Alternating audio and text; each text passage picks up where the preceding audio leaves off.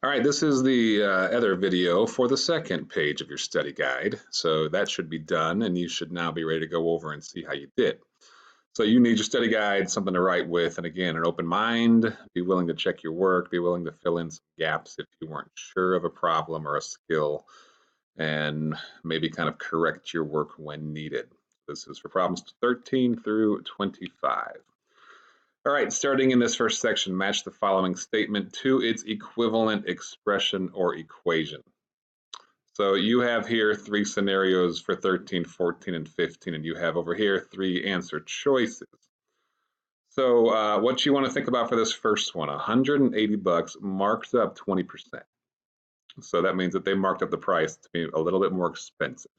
So what I did here was that I thought of something being marked up 20%. That means you're paying all of the 180 plus another 20% of 180.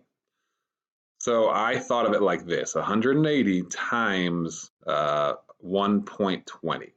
Now, some students will figure out 20% of 180 and add that to 180. That's the same thing as what I'm doing here.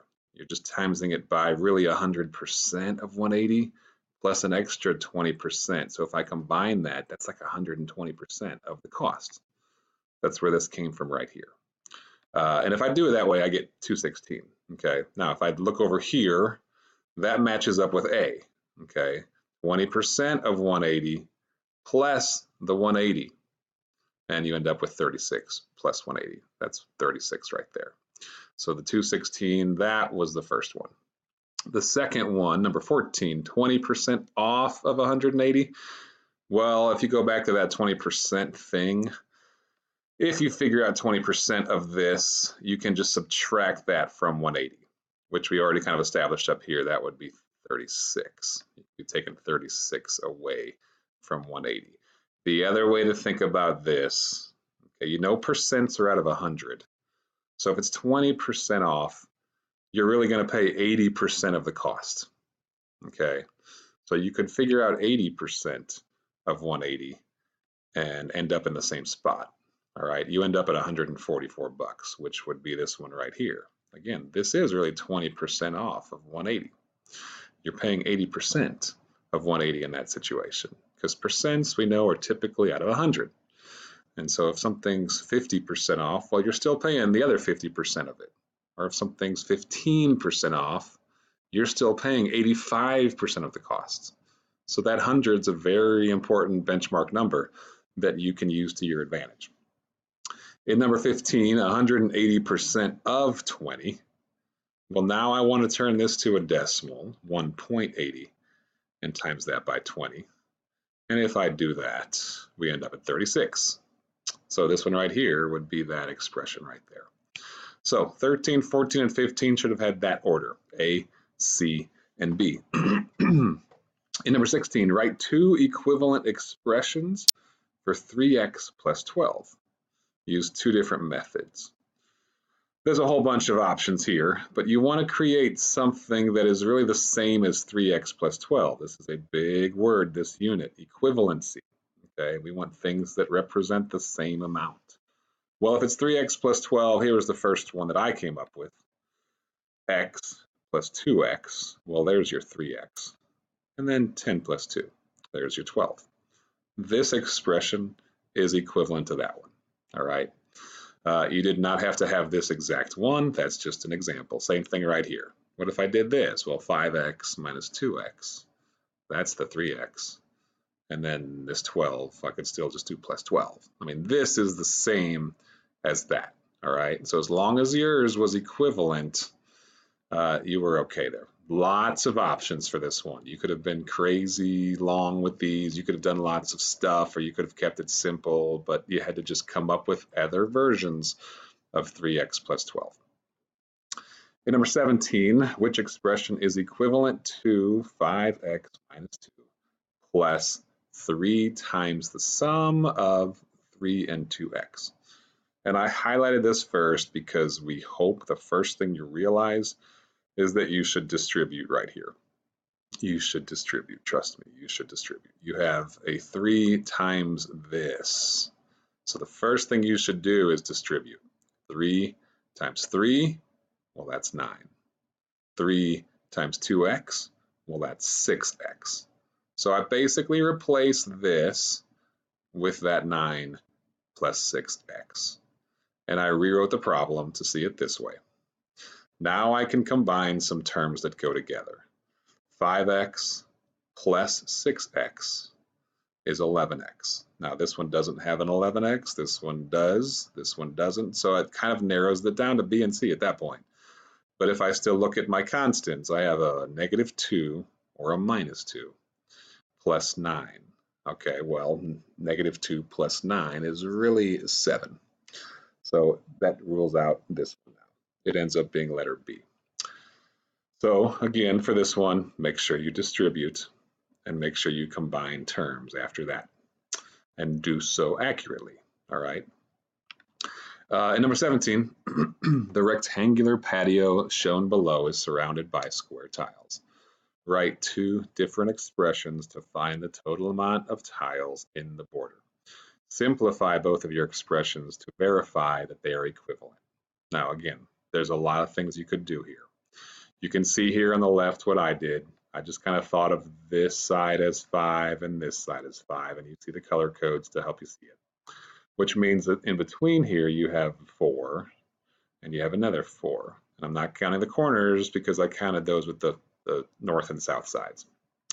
So really, if I want to work with this way of thinking about it, the first one I came up with was, well, 5 times 2 plus 4 times 2. Okay, I have a 10 and I have an 8, so there's really 18 squares around it. That's one way to show the perimeter of this particular pool, all right? Now I could do something else as well, okay? I could just add all 4 sides, 5 plus 5 plus 4 plus 4. I could do that. I've even seen some students do something like this. They just do it this way, 5 plus 4 times 2. Okay, because I want this side and this side, but I want that doubled really because I also have another 5 and another 4. So you could do a lot of things here as long as yours were different from each other and you showed your work to verify that they both came up with 18, you were okay.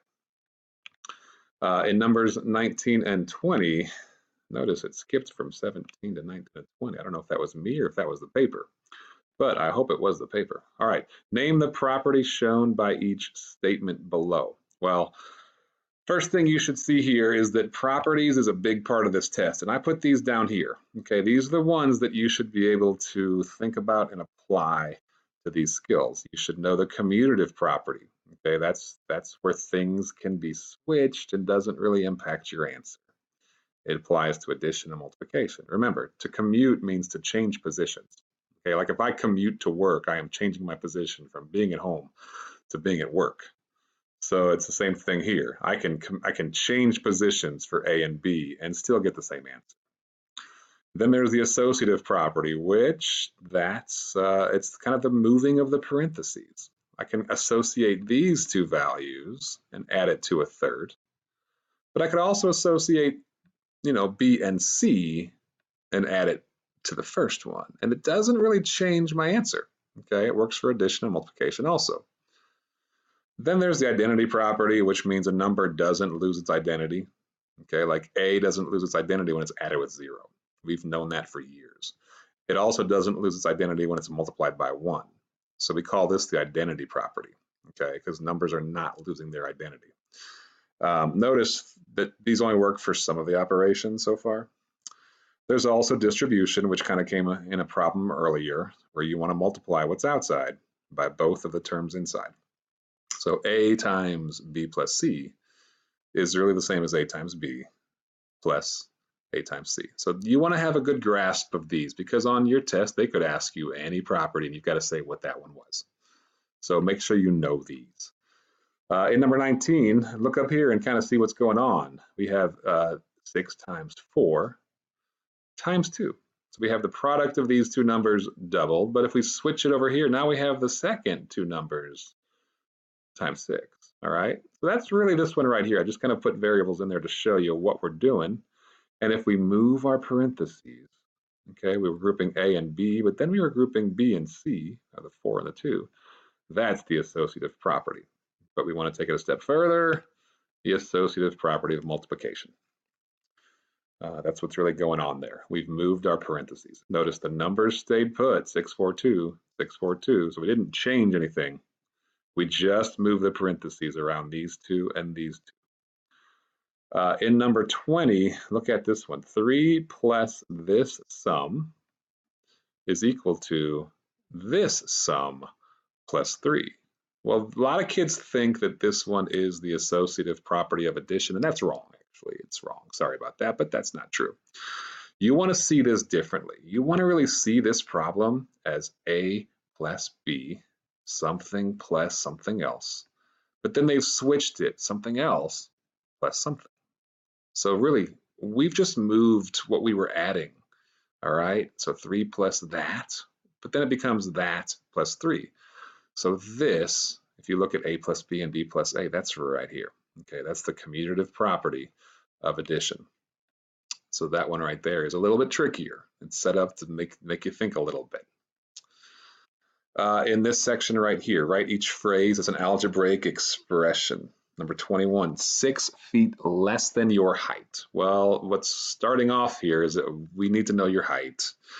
And we're going to show that with a variable. Now, a lot of kids might use H for height or your letter for your first name, whatever. But really, it's a variable minus 6. If we want less than your height, we got to start with your height. We got to take away 6. If you said 6 minus x, you would actually be wrong on that one, because then you're saying the exact opposite. We want x feet less than 6, and we don't want that. We want 6 feet less than your height. 1/3 of a number increased by 12. Well, first off, we want to figure out 1/3 of a number. And you can do 1/3 times that number. Again, we don't know what number, so use your variable. 1/3 of something. And we want 12 more, increased by 12. Now that's one way to get 1/3. There's another way to get 1/3, and you can do divided by 3. Okay, the number divided by 3 plus 12. You don't have to have the parentheses because we would still do division first, but it does help to show us that first step though, 1/3 of something. So you could put the parentheses there if you want. In number 23, you had to first write an expression to show the perimeter of the following pentagon, and then use that expression to find the perimeter if x equals 3. Notice they gave you 2 things to do here. Well, the first thing you should see is that they gave you a whole bunch of different side lengths, and they all have variables. It's really, really fun. So really, you're adding up all 5 sides. And notice I've got one side, plus another side, plus a third side, plus a fourth side, plus a fifth side. Now, one way to think about this is to really write these vertically like this, because this is my 5 sides. And if I kind of match them up with all my x values in one column and all my constants in a second column, now I can really just combine terms. 2x plus 2x is 4x, plus 3x is 7x, 10x, 12x. That's where this came from. And if I combine my constants, well, -1 plus -1 is -2. Plus 2 puts me at 0. Plus another 2, well, now I'm at +2. Take away 2, and I'm back at 0. So if I combine terms, I end up with 12x plus 0. And this is not really needed, so that's really 12x. So all of these add up to 12x. Now you could just do 2x plus 2x plus 3x plus 2x plus 3x. That's kind of what this was. But you also then got to add your constants, -1, another -1, a +2, a -2, a +2. That's what balances out to this right here being 0. So you want to think about this in a way that makes sense to you. But the first thing you had to do is write an expression. And so we should see something like this right here, or maybe even something like this. Then the second part was that you should apply that knowledge if x equals 3. Well, if we plug in a 3 now, if x equals 3, then really we're doing 12x, which is 12 times 3, which is 36. So we should see 2 things, an expression and then plugging in the value of 3. Number 24, the perimeter of our garden shown is 7x plus 3 units.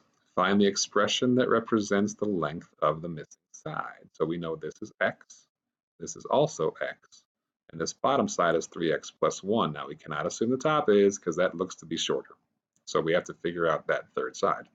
But we know the total length is 7x plus 3. So the first thing I did here was I added up what I knew. I have 3 side lengths. So if I add those together, I get 5x plus 1. What I do have is 5x plus 1. But I really want the whole thing to be 7x plus 3. So if I think of it like this, 7x plus 3 is the total perimeter, and here's 3 of my sides. So if I were to subtract this from that, I end up with, I'm still missing 2x, and I'm still missing a 2. And now that missing side is this right here, 2x plus 2. Because if I were to add that, I end up at the whole perimeter now, 7x plus 3. Number 25. All right, Justin is saving money for a new golf club that costs $375. He has saved $125 so far. He plans on saving $25 each week. So they gave you some information to work with. I highlighted what I thought was important. Write an equation that shows this situation. Well, an equation would imply an equal sign. So we know that we need $375. That's the goal. So I labeled that as the cost of the club. We know he already has $125, and we know he's going to plan on saving $25 a week. So what's unknown here is how many weeks it'll take him. That's where this problem is going. But you want to represent that with a variable. So you could use W for weeks, you could use X because it's common, whatever. But we should have an equation something like this. What he has plus what he still needs equals 375. Now, he didn't have to label these underneath it. I just did that to show you what represents what. But you should know that information if you didn't write it down. Using your equation, find out how many weeks it will be when he has enough to buy the golf club. Well, let's kind of just think about this mathematically. If we already have 125, if we were to take that away from what his goal is, we know he still needs 250 bucks. Okay, he needs 250 bucks and he's saving 25 a week. So if I divide 250 by 25, I end up with the length of time it will take him. Okay, in this case, it'll take him 10 weeks. And you can always plug this back in and verify if your answer is right or not. Because essentially, if it is 10, then 125 plus 25 times 10 should equal what his goal is. And it does in this case. If I got a different value, well, then something's wrong with my answer. Okay, maybe it wasn't 9 or 8 or 12 or whatever I thought it was. But you can always plug it back in and double check your work. That brings to a close part 2. So let's stop.